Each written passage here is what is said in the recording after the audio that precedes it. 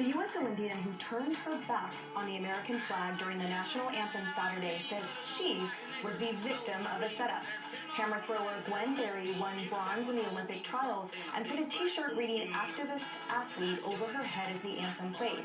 She claims organizers should have played it before she got on the podium and says the anthem does not speak for her and that she represents those killed by systemic racism. It's not the first time she's used the podium to protest racism. She raised her fist at the Pan American Games in Peru 2 years ago. Tommy, it seems to me this athlete is making this all about herself. She says that it was a, quote, disrespectful move by the U.S. Olympic trial organizers and that they deliberately played this anthem when she was coming to the podium to, as she says, make a point and sort of stir the pot toward her. Your thoughts? Well, we already made a comment saying that they had the national anthem scheduled to play at that time, so the fact that she was set up is just simply not true. But furthermore, imagine being a U.S. Olympic athlete and being triggered by our national anthem and feeling, quote, pissed and set up because that anthem played as you were going to the podium. If you're going to be a U.S. Olympic athlete, you should get used to hearing that national anthem, whether you like it or not. The rest of this country and your fellow athletes are not going to bow to your triggers. But furthermore, I understand that that is our First Amendment right to be able to protest, to have her freedom of expression, but is it really too much to ask if you want to be someone that represents the United States of America that you have just a little bit of respect for that country that you're representing? It's not all about you, it's about this nation. It's a time of togetherness, it's a time of patriotism, and the fact that these athletes can't put that aside just while they're competing for our country. You have plenty of time in your off time to be an activist athlete, but could you just have a little bit of respect for the people that fought and died for your right to even stand on that podium? I don't think it's too much to ask. And Jason, to Tommy's point, you know, the United States Olympic Committee has said that they will allow athletes to demonstrate on the podium should one medal there in the Tokyo Games this summer. But the International Olympic Committee remains committed to enforcing their Rule 50, which prohibits demonstration on the podium. So if Gwen wins a medal in the actual Olympics and chooses to do this, while the U.S. might capitulate to her disrespectful stance of turning her back to the flag, globally, she will be, well, it will be unacceptable.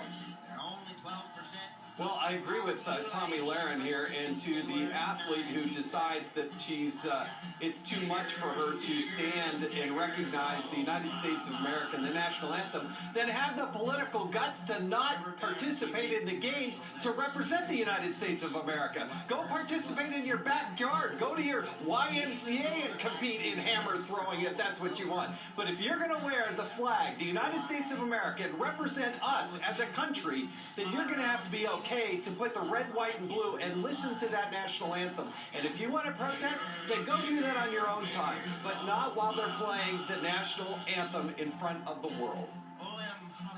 And Kaylee, many people are saying that while they support the right to protest on the podium in sort of public manner such as this by athletes, that this particular form of protest, turning her back to the flag, was so disrespectful and such a turnoff that there is very, very little support for her doing this. Yeah, very little support, because America realizes this was not a setup, as she claims.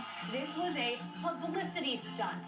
She knew the anthem was going to be played. If she had taken the time to read the schedule that was public, then she would have known. She had her t-shirt there ready to go. It seems to me like an absolute publicity stunt. You hit the nail on the head, Emily, right at the top, when you said this is all about her.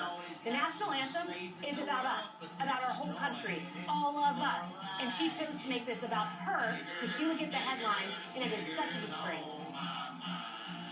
Harris, and by this type of controversial protest, it seems that it's detracting from whatever message she claims that she has that could have actually maybe garnered support for some type of change that she's trying to achieve here in this country, because now the conversation is just about how disrespectful she is. You know, it's interesting what Jason said, too. I mean, who does she represent? Does anybody feel like they represent her? I mean, that she represents them. Is the question, too. I interviewed not long ago, 1968 medal winner track and field John Carlos. Remember, he held up the fist on the podium. And we talked about these very issues. And he said, you know, Harris, one of the things we didn't realize was if you open that fist, it's 5 fingers, and it's all of us working together on the team and as a nation. And I don't know that we necessarily knew the details about that story, but he said, you know, during the history of all of this, at the the time, people laid on it what they wanted to lay on it. He said, had I had it to do all over again, at the time I might have explained that. I might have opened my fist. I wonder where this woman will be when it comes time to open up to why this moment had to happen and who really was represented by that. Because as you said, Jason, not me. It's exciting to know that the politicization of this summer's Olympics has already begun. Oh, this is great. The Team USA hammer thrower staged a protest at the U.S. Olympic trials in Tracktown, USA, Eugene, Oregon, the University of Oregon, turning her back to the American flag and covering her head with a shirt during the national anthem. The White House today defended the stunt, but some, like Texas Republican Congressman Dan Crenshaw, says if she hates this country so much, why is she representing it? Check it out. We don't need any more activist athletes. She should be removed from the team. The entire point of the Olympic team is to represent the United States of America. It's the entire point. All right, so why join Team USA if you are going to protest it at these critical moments? Joining me now, host of the Next Revolution Sundays on the Fox News Channel, and newly minted U.S. citizen, Steve Hilton. Steve, welcome back. You talked about this on your show last night, and this story, you see it through a slightly different prism, having to work so hard to become a citizen. Tell me your thoughts. Well, it's incredible to me that, exactly as Crenshaw says, that if you really hate your country so much that you want to make that very powerful, very public protest, then why are you representing your country? Surely if it's that bad, you don't want to represent it. I come to this country as someone who admires the ideals that America was founded on, the Constitution and so on, recognizing, as every sensible person does, that it is not perfect.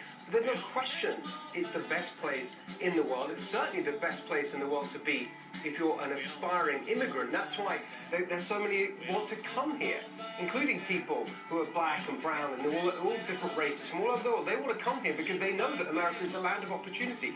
And yet this person who's here saying, because it seems to me she's just totally channeling the kind of ridiculous ideological wokeism that is just now everywhere in this country, saying, oh, America is something to be ashamed of. It's not. It's something to be incredibly proud of.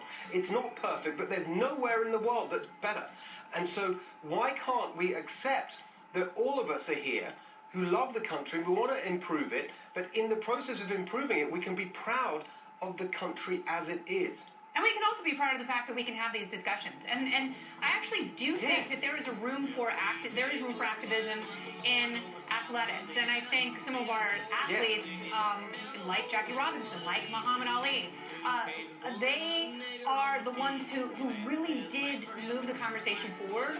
But I think every time in history deserves its own stewards, and I think Gwen happens to be one of the more selfish athletes who's more interested in making it about her than seeing positive improvement. And I also want to know, to your point, what country would pass this impossible purity test? What country is not stained by the mistakes in its founding and its history? And we can be a better nation going forward, but the point of the Olympics is to represent your country, to take pride in your hard work, and to work together as a nation. And you know what it reminds me of?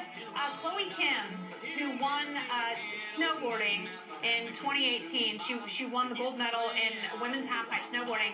And her parents moved here from Korea when she was a kid, and her dad was waving the American flag.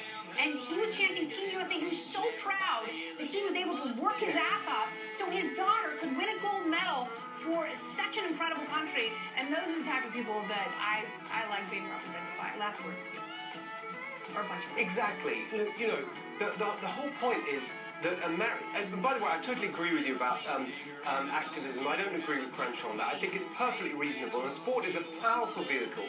In my past life, I actually helped set up something called Sport for Good, which is using sport as a tool for social change. Nothing wrong with that. But this is ridiculous, and the really deep point I think we've got to bear in mind, especially when she's kind of protesting on the basis of race, is that there's no other country in the world where, as an immigrant of any race, you can go there and become, like we are here, an American. You go to whether you go to England, you're never going to be considered English. However long you're there. My parents are from Hungary. You think you can be an immigrant and go to Hungary and be treated as a Hungarian? You go to China as an immigrant. They'll never accept you as Chinese, yet anyone in the world can come to America and be an American.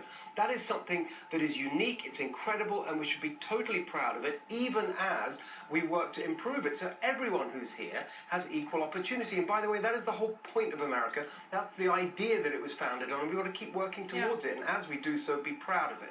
And, you know, you bring up a really good point, because the beauty of American meritocracy it really manifests in sport. It does.